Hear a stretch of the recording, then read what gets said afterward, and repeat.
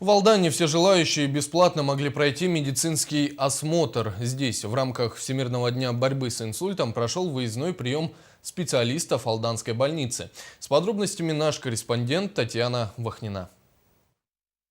В зале Алданского дворца культуры развернулась необычная клиника. Все желающие бесплатно могли пройти медицинский осмотр, обследоваться в мобильном центре, сдать анализы в мини-лаборатории, а также получить консультацию у терапевта. Выездной прием специалистов Алданской центральной районной больницы прошел в рамках Всемирного дня борьбы с инсультом.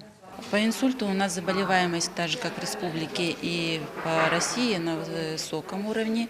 Является одной из основных причин смертности населения, потери трудоспособности.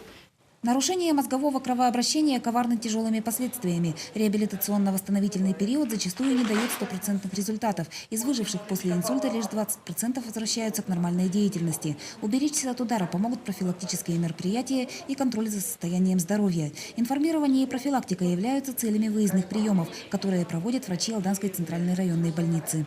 До чего дошел прогресс? Раз, через минуту уже сказали, как... есть ли у вас сахар, как у вас работает сердечко, как вы дышите, как у вас легкие. Все это вот прямо вот через час уже выходишь и четко знаешь о своем здоровье.